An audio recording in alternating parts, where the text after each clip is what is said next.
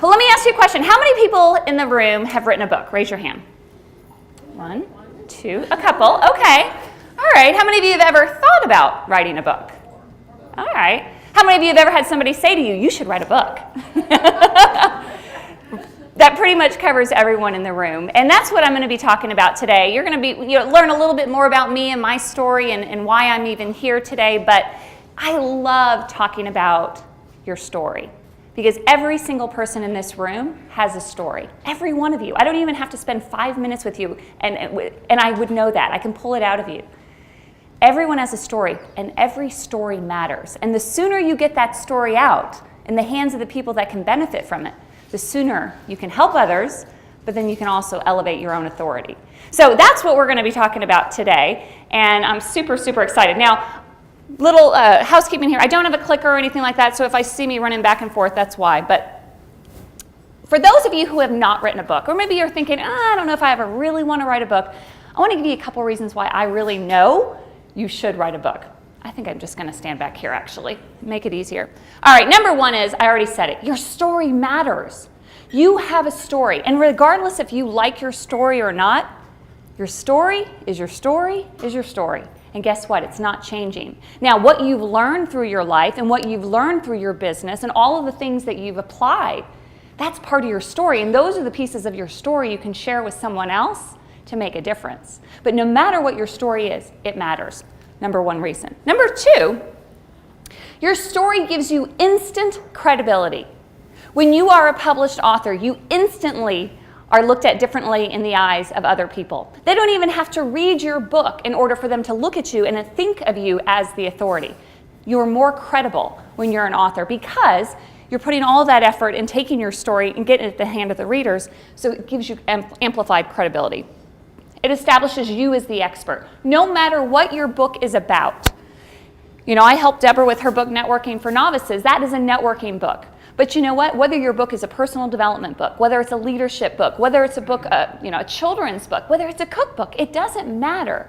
Because that book is going to establish you as the expert, regardless of the subject. So hear what I'm saying there. It's not necessarily about the topic. It's a lot of what you do with it and the fact that you actually become an author that makes you the expert. Your story will create more opportunities. I mean opportunities to get more business. How many of you would like to speak on stages? Okay, let me rephrase that. How many of you would like the opportunity to sell your product or service to more people? Okay, then you all just said you want to speak on stages. That's fabulous. I love it. When you are an author, you have the opportunity to get up in front of a room and share your message, to share your story, to share your business, and share how you can serve others. So next, like I said, it creates more opportunities. It creates leverage no matter what you're doing today. When you add published author status to your title, you have leverage. For those of you who do want to speak, if you want to get more paid speaking opportunities, maybe even higher paid speaking opportunities, when you add published author to your bio, guess what? You can.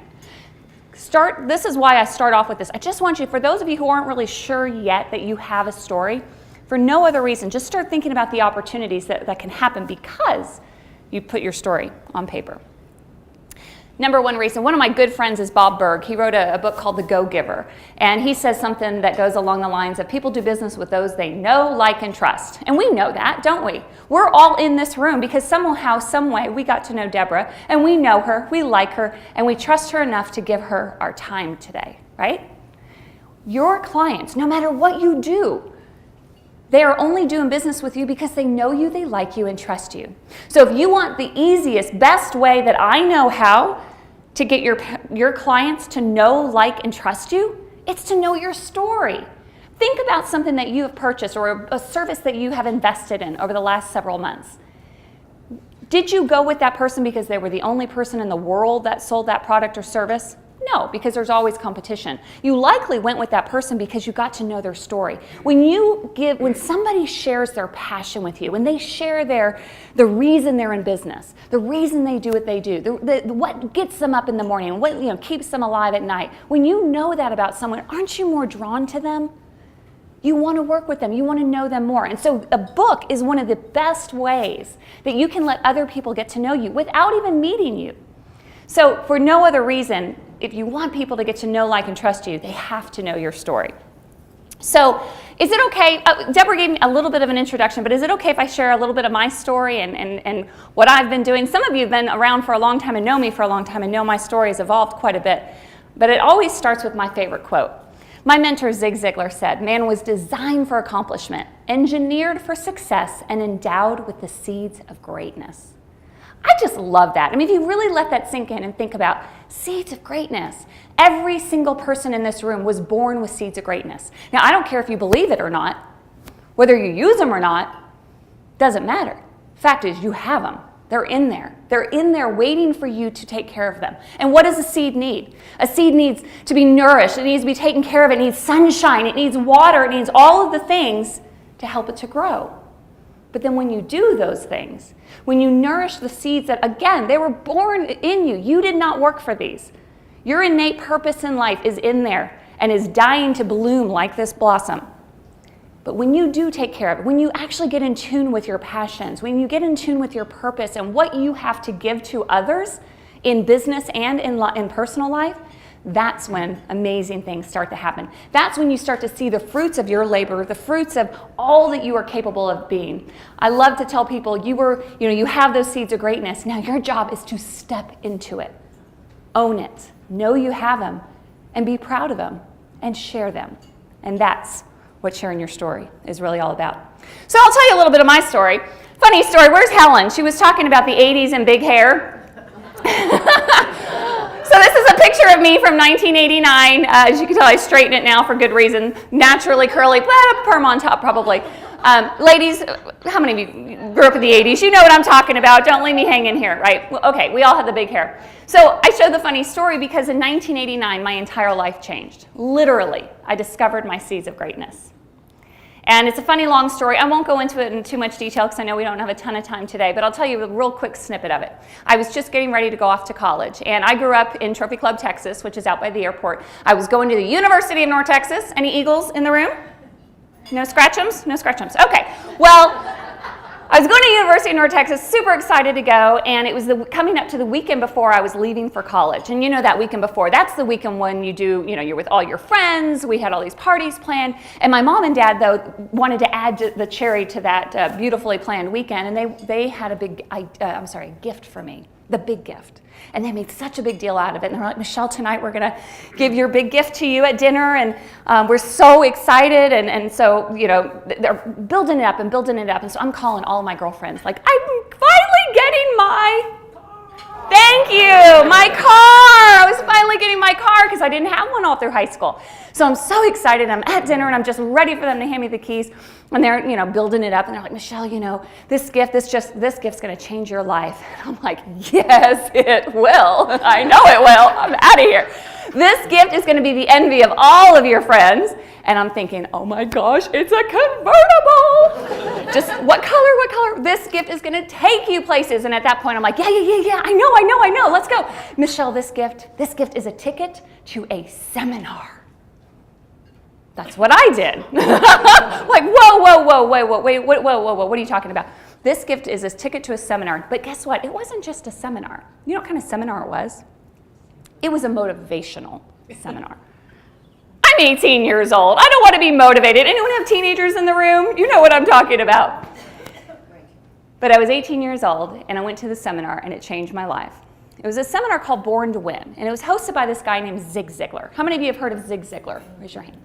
Okay. I had never heard of Zig Ziglar. I certainly did not want to spend 3 days with him, but I went to this seminar, and it changed my life.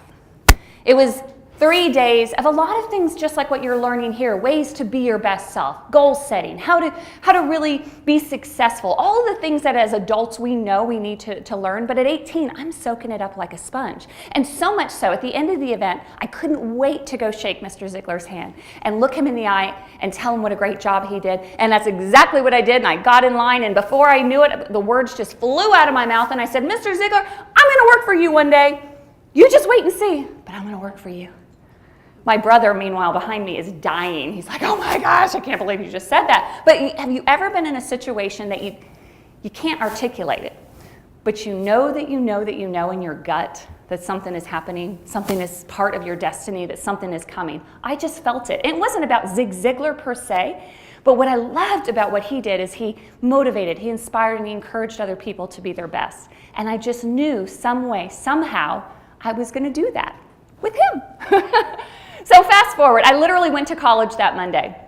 And I spent the next 4.5 years in Denton, Texas at UNT. And when I graduated, the first job out of college I could get was a copier sales position. Anyone ever sell copiers? Oh, girl, we're going to have a long, long girlfriend network over there. Yes, I know. Well, thankfully for all of you, I don't have to put you through the misery of explaining what copiers is. The worst job on earth. And I hated every moment of it. But I'm cold calling, going building to building, selling copiers in 1993. And I cold call in Carrollton, Texas to an area I'd never been to before. And at the top of the building at one of this office park area says the Zig Ziglar Corporation. Now, remember I told you I was going to work for him?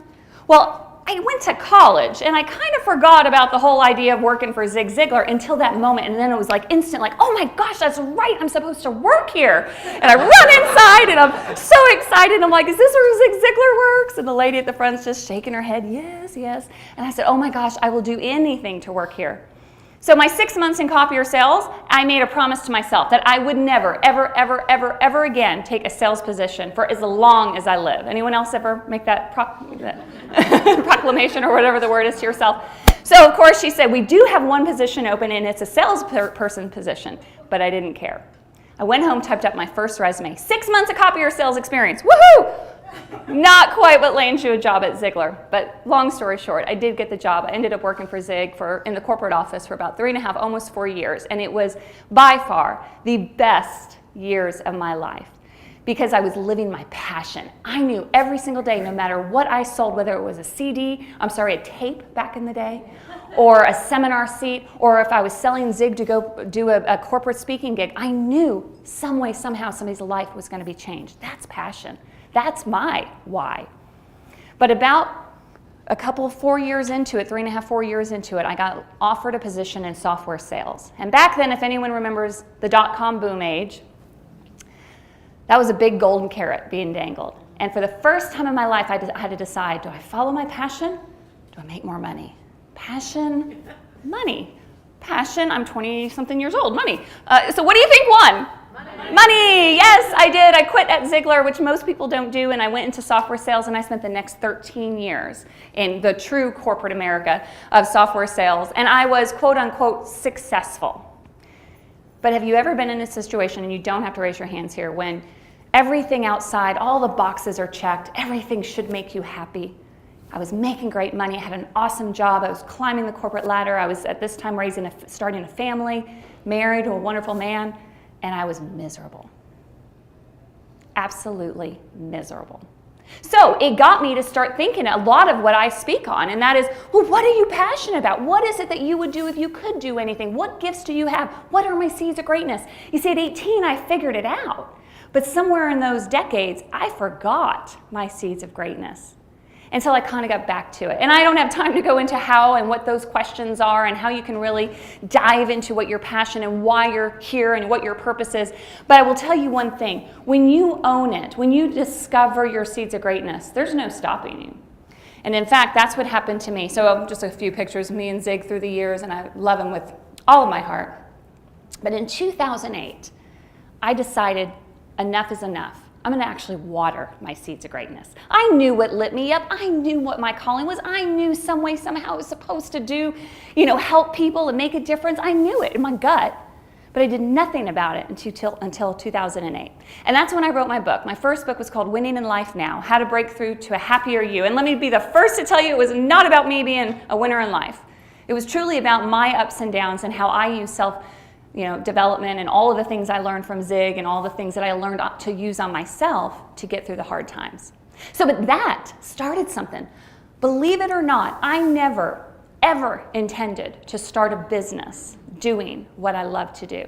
I dreamed about it, I hoped about it, I prayed about it, but I never had a plan. So when I wrote that book, it was not for the intention of starting a business, which, by the way, it is the best way to start a business.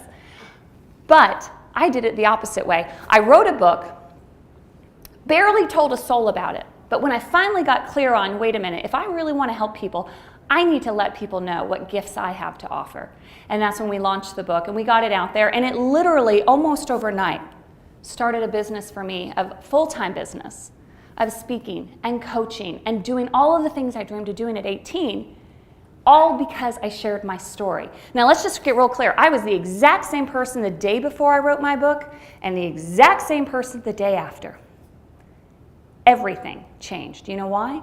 Because like I said in the beginning, people view authors differently. You get an amplified credibility. People see you as someone with authority. You have something to say. And by the way, to actually write a book takes guts. So it gets a lot of credibility. So that's one of the reasons that I know. I wish I could say I had handcrafted my business from the beginning. I wish I could say I had thought it through to where, okay, I want to be a full-time motivational speaker, full-time coach, full-time, I also have a publishing company and I help people get their books out. I wish I could say I thought it all through in 2008. I had no clue. All I had was my passion. But the best thing about passion is passion pulls you. You never have to push it. So that's about getting clear on what is your message. What is it that you're passionate about? What is it that you have to share with someone else? I need to know and I need you to know. I don't need to know. You need to know. What are your seeds of greatness? The moment you get clear on that, then you have clarity on your story, on your message, what you have to offer the world. And when you take that information, you put it in a book, that's when things start to happen. So 2 questions for you to think of as you leave here today. What are your seeds? What needs to be watered? And what's your why? Clarity is power. The only thing that has shifted in me over the years is I am so perfectly clear on why I'm here and what I have to offer. And that's what all of you have the ability to do. And then just taking it one step further and putting it in a format that more people can digest, that more people can read. So let's do this real quickly, because no matter, I can teach you everything you need to know about publishing a book. It means nothing. I can teach you everything you need to know about starting a business and being an author and a speaker and all those things, but honestly, it means nothing if you don't have clarity on your why and what you want to accomplish. So real quickly, let's just go through. What is your why? And for those of you who are here today, a lot of you I know are here for networking reasons. So you may be wanting to have explosive growth, right? Anyone in the room that wants their business to have explosive growth this year? Raise your hand. Okay, I'm in the same boat. How many of you would like to have more credibility? How many of you, maybe you have competition, or maybe you want to stand out from others in your industry. You don't even have to own your own business to want to have more credibility. How many of you would like to be that go-to authority? When somebody says, I need a speaker on X, they think of you, health and well-being. So when somebody says, oh, I need the expert on health and well-being and all of these ways that we can do it naturally, Nicole, she's our girl. How many of you would love to have that be you in everything you do? How many of you want to help more people? You love what you do, you're having success, but you just deep down want to get that message out to more people. You want to help more people. Most of us do. Attract more opportunities. So remember I said earlier about how many of you want to attract more opportunities. As an author, you're always going to attract more opportunities. Why? Because you are more credible, right? You're the authority. And people of authority, those are the ones that attract more opportunities. I'm super excited my friend Jeff Crilly is speaking this afternoon. And that he's going, we're going back to back because it tags on absolutely perfectly. The opportunities that you can attract as an author, and I'm not going to put you on the spot, but I would venture to guess that for somebody who owns a talk show, or maybe they have a newspaper column, or maybe a radio show, do you think they want just anybody to be a guest on their show? No, because that will make them look bad, right? But what does an author do? An author gives that host confidence that, if they're an author, they must know what they're doing. They must be credible. They must be the expert. They must be talk show worthy. So those opportunities are not attracted to everyone, even though that message, you could have the best message in the world. But if you don't act the part, you won't get the part. So if you want to get more opportunities and be the expert and get on shows and speak and all of those things, then you have to have the biggest #1 checklist for all event planners is, do they have a book? Check. If it's best-selling, check, check. If it's, all these other things you could add to it. How many of you would like to create multiple revenue streams? Okay, it's after lunch, so we're getting a little slow. How many of you want more money? No? Why are we at a networking event? Yes, of course you want more money. Multiple revenue streams. So what that means is when you have a book, it's not about a book. And I say this, I do an event called Bookbound twice a year, and it's a 3-day workshop where I teach people how to write, publish, and market a book. But I say it all the time, even though everyone's there to write a book, it's not about a book, right? It's about your story, and it's about taking that book and creating multiple revenue streams. By a show of hands, let's just do a little test here. By a show of hands, how many people learn best when you are reading? Raise your hand. Okay. How many of you learn best when you're listening? Maybe listening to a podcast or something audio. Okay. How many of you learn best when you're at a live event? Something like this, where you're digesting the information. Okay. A lot of us, that's why we're here. How many of you learn best one-on-one with a coach? Like if somebody's teaching you, walking you through. Okay. So just in this tiny, small group of us, look at how many different learning styles there are. If you just write a book, you're overlooking so many people you could help.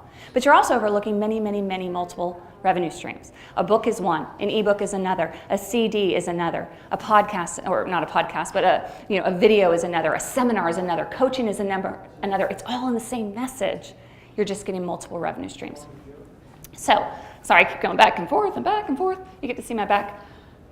And ultimately, though, how many of you deep down, and be honest with yourself, how many of you, no matter what you do, you just want to know you're making a difference? Whether it be to your family, for yourself, for the community, we all want to make a difference. That's one of the things I get super excited about talking about, because we all have the power to make a difference. But one thing I know with all certainty is, if you want to make a difference, you have to share your story. You have to let people know what's in you. You have to let people know how you can help them. You have to let them know what you're passionate about, because when you do, that's when you make a difference. I'll share just real quickly. I mentioned that the workshop that I do, Bookbound, is something that it is designed for people who aren't sure. They're not sure what their story is, or they don't know how to write a book, or they don't know how to market it, because if you don't know all 3 stages, truthfully, you won't be successful. But it is a recipe. If you can bake chocolate chip cookies, I can promise you, you can write a book. It's that simple. And trust me, if I can do this, you can do this. But it's not just me. People come from all over to Bookbound to learn how to write a book. And these are just some people who have come through, taken the information, they run with it, they publish their own book. I mean, we have so many. I don't have enough time to show you all the different books that have come through. So many people that have learned or asked us to assist them in writing books. So these are just some of the books that my company, my publishing company, has produced over the years for people. And Deborah's book is up there, Networking for Novices. McKinney Women Making a Difference is another book that we did for Sheila Johnson, and so many more. But all of these people, and the reason I'm showing you this, it's not to show you all these books. Every single one of these people is just like you. They have a story, or they're not sure if they have a story, but they have a desire to make a difference. And I'm telling you, the second you get it in a book, that's when you amplify your credibility. That's when the marketing kicks in. That's when people see you differently. And for me personally, that's when my entire business literally happened overnight. So I show you these pictures. These are just some of the ones we did just in the last couple of weeks, actually. And Dare to be a Difference Maker Volume 7 is actually coming out this month. I'm only showing you those to say, if they can do it, and if they were all with me right now, and Deborah, you're one of them, but if they can do it, I promise you, you can do this. You just have to have that clarity. So I have 2 minutes, so I'm just going to wrap up real quick with an invitation. And I would love for you to join me at our next Bookbound workshop. Bookbound, and I'm going to go ahead and pass these around. Bear with me here and just tell you real quick about it. And in fact, Deborah, you have been to almost every one of them in Dallas. I've not been to the Florida one. I always want to go to the Florida one. And I want you to do one on a cruise ship. That would be so cool. So the event I do is actually, it's called Bookbound, and I do it in June in Dallas, thank you, and in Captiva Island, Florida in January because I'm a beach girl and I love the beach. And why not just go to the beach in January when it's cold here?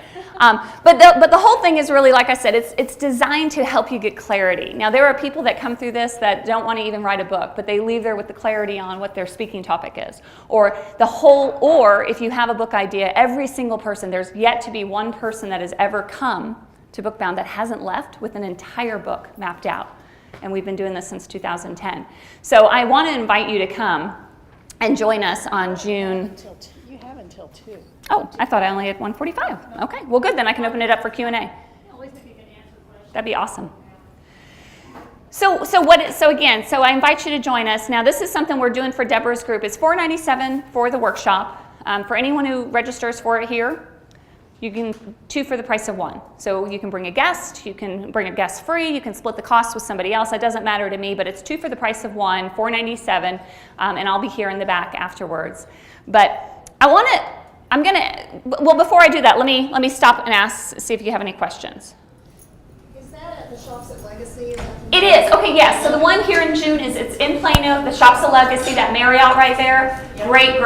Great venue. Say, in my opinion, I always stay at the hotel because the networking, the cocktail parties afterwards, I'm Deborah Party Pope, that's what This is true. It just kind of takes you away, even though it's an easy driving distance for all of us, you just become cocooned into what's happening during Bookbound. And you find that the networking aspect of it is a big part as well. Your head gets so big. I mean, it's like your head is so expanded with energy and so many ideas. You just want to get that book out. And if you ever have thought you want to write a book, you have got to come because she'll get it out of you in that 3 days. So I just can't say enough about it. It's a lot of fun, and the kind of people it attracts. It's not for everyone. It's definitely not for everyone. But I mean, if you really truly have this desire, like you can feel, you don't even have to tell me who you are, but there's somebody, I know there's a couple people in this room and you're thinking like, I know I've got something to say and I'm kind of getting ready to say it, then this is the perfect place for you. It's the absolute perfect place, and it's a safe place, and it's a lot of fun.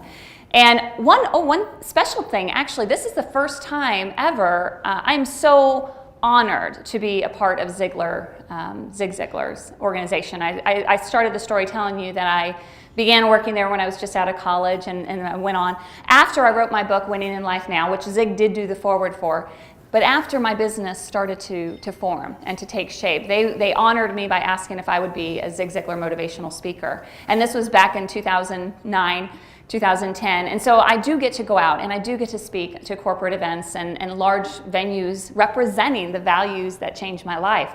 But what's more exciting for me is they've been working on doing a documentary on the life and legacy of Zig Ziglar for the last two and a half years. And I was so honored that they asked me to be one of the folks interviewed in the documentary, and so, which I am, and it's just sharing my love for Zig and what I learned, but it is such a powerful, powerful film, and I got to see the premiere of it, a private premiere. Anyway, we are doing a private screening of the documentary at Bookbound in June, and it's going to be Friday, June 9th, that evening at 5 o'clock, and it is absolutely amazing.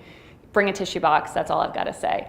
But those are the kinds of things. Tom Ziglar, his son will be there. Gene will maybe coming. I'm not sure, but anyway, those are the kinds of folks that end up at Bookbound. So I just want to invite you. If it's the right thing for you, I'd love to have you. And if you have questions, I'm here.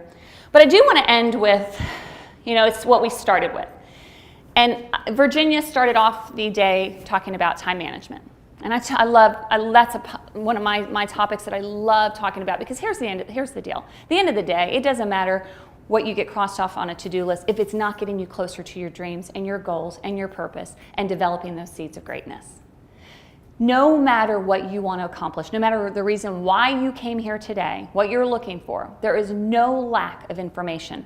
Meaning if you are needing a coach, you can find a coach. If you need a mentor, if you need somebody to show you how to do something, you can always find what you need, always. In fact, I say it all the time, it's not a lack of information keeping you from your dreams. It's just a lack of implementation.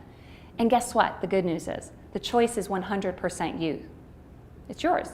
You choose what you do with your day. You choose what goes in your calendar. You choose what you decide to work on, and you choose what you decide to procrastinate on. The choice is yours. So I'm going to wrap and I'll end, and I can stick around for more questions, but if not, we can take a short break. But I'll wrap with one of my all-time favorite poems. I didn't write this, but somebody gave me this poem when I was just going off to college around 18, and I have carried it with me. It's actually in my purse with me right now. Carried it with me my whole life. So I just want to share it with you. It's called Don't Quit. When things go wrong, as they sometimes will, when the road you're trudging seems all uphill, when the funds are low, the debts are high, you want to smile, but you have to sigh.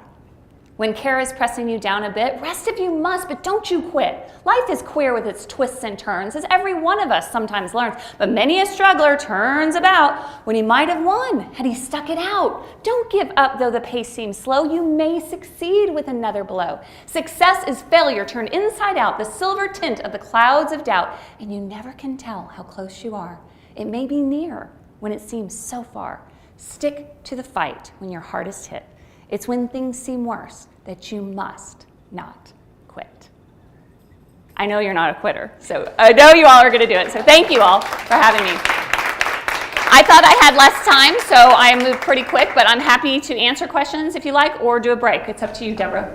Well, I was just going to say, so if two friends come, they can sort of be a support team and what's the word where you're... Accountability? Accountability partner, thank you. That is such a low price, though, Michelle. Really, what $4.97? So it's like $2.40 something per person. It's kind of ridiculous, but you know what? I do it in Dallas only once a year, and so this is kind of my hometown. Right, exactly. They charge much more, maybe $15.97, or you probably ought to raise the price. So you guys better. Yeah. Well, and I won't do it forever. That's the one thing I do Bookbound, and those of you who've ever been to Bookbound, I think you may be the only one here. No, once you leave, I do it because I love it, and I love igniting the spark in people and getting them to see their true greatness. And everyone has a story. So, but yeah, it's only so it'd be twice half of that. But that's only while you're here because I'm not going to do that. It's on the website. It's $4.97. Okay. Yeah. Well, one thing I was going to say is, like, I think there was a chiropractor that has done a book about his business. Is that right? Even a dry cleaner, a carpet cleaner that I've met at your. We have done so many books. In fact, there's hundreds of authors that we've published now. The one that probably the biggest one on my mind right now is a doctor named Dr. Jason West, and he's actually a holistic doctor out of Pocatello, Idaho. The big town of Pocatello, Idaho. Anyway, he has a practice up there, and so we helped him write a book, and it was all about curing chronic disease through an amazing book, and I can give you information on it. And then he also, we published a cookbook for him, which were all these healthy eating recipes and all. And his only purpose for doing that was to give it to his patients. And you know, people come from all over to see him in Pocatello, but that's the only reason he was doing it. It was his business card, right? Well, he has since been asked to speak at some huge venues. He's in the works of doing, I don't want to give away too much, but a documentary, a TV show documentary on that concept. That book, in fact, he came to Bookbound by the Sea in January just to share all the things. And he said, and I don't want to get this wrong, but I know he said that the return on investment, because somebody asked, well, what's the return on investment? Because it costs something to put a book together, was 7 figures for him. And he wasn't doing it to get more credibility. He already had it as a doctor. He was just going to give it as a gift to patients. So the sky is the limit. But whether we've done carpet cleaners, we've done networking people, we've done real estate, we've done, you name it. And that's where it goes back to, it's not about the book. It's about your message and what do you have to share with other people to make a difference, personally or professionally, or both. Yes. A travel guide? You've been talking about that. I'll work on that in June. Okay. That's a great So idea. how long does it take? Like if I were to come to you and I said, okay, I've got a concept in my mind, this is what I want, the message I want to get across. So from the time that I meet with you, usually what's the roundabout time frame? A year, 6 months, a year and a half? That's a great question. It all depends on you. Okay. Because we have done, and it always does, right? So how quickly do you want to work on it? So we do books. We've done books that have taken, we did a book for a teenage young lady battling with leukemia, and she was speaking at an event. We did it in 18 days, 18. Now, That's not the norm. 4 to 6 months is a really good rule of thumb from the concept to in your hands if you follow the process and follow the recipe and do it and don't delay and don't procrastinate. Truthfully, a lot of the delays are always authors just not getting time to get to it or to edit and all those things. Now, we've had other projects that have run 2 years because of that reason, but my first book, I had the entire book, knew nothing about writing, definitely not a good writer, and knew nothing about the process, and I had the whole thing out of my head onto paper in 3 weeks, and then in my hands selling it within 8 months. So there's people actually helping you write it, right? Are you asking for me personally, Well, or? in general, yes, because I mean, if you're not a good writer, Right. but you have the concept and you have the knowledge, you just need to verbalize it. Right, and you need to learn what your options are, and that's one of the things at Bookbound we talk about, because you don't necessarily have to write your own book to become an author. And what does that look like, and should you not? And it's definitely not something I can answer right here because it's a long story and it depends on your needs, your budget, and your time. But it's books, there's plenty of books that people who have no concept of writing or publishing can get out immediately. Another book we just did for a lady, a lot of times it's because they have events coming in and they're going to be speaking, we had done in 2 weeks. It's just how quickly can you get you know what somebody can't do for you is get it out of your head onto paper. You can be assisted with that. And in fact, I have a meeting Friday with somebody that literally is a CEO and he doesn't have time. So we're just spending 8 hours, and by the end of it, we will have his whole book out of his head onto paper, and then we'll take it from there. But it definitely can be done quick. Yes? Do you have to get the idea, because typically for a publisher to pick something up, you have a manuscript or something else. So I don't know if I'm getting that from what you're saying though. So how do you get it published? Great question. So one of the things at Bookbound that we talk about, there's several different ways to be published, and a lot of it depends on the goals of your book. Do you want to be picked up by a big publisher? Why would you? Do you want to publish it yourself, or would you rather work with a partner publisher? And so you need to know the answer to those questions before you can go out looking for it. And that's part of why we do Bookbound, is to give you all of that education for you to then decide what's the best route for you. Unfortunately, this industry, there are a lot of people out there that don't necessarily do it the right way. So you just have to know what your options are, and that's what we teach. The little book that you did, the business card, this book is your business. Yeah. So this is actually my business card, and I have one for every one of you. It literally is. I try to walk my talk. Your book is your business card, and this is literally everything you need to know to get started on your writing. And then if you decide you want to take it further, Bookbound is definitely the right place to be. But if you know you have a desire to do something, I would just say don't wait. I wish I would have known what I know now. Had I known 13 years before that, if I would have written a book, it would have opened up the opportunity for me to follow my dreams. I would have done it earlier. But yes, I have them on the back table over there. Just give me your business card and I will give you one of these. Yeah, one thing that you always say is people don't throw away a book. They'll throw away your business card, but they won't throw away your book. People never throw away a book. Now I'm watching, now y'all are going to be thrown away just to prove a point. No, but think about it. How many times has somebody given you a book and you just don't want to throw it? You can't throw it away, even though you're never going to read it. We hold value to books. Your story, just in a bound format, has so much more value than you can ever imagine. So with that, I'm going to close and give it back to Deborah. And thank you all.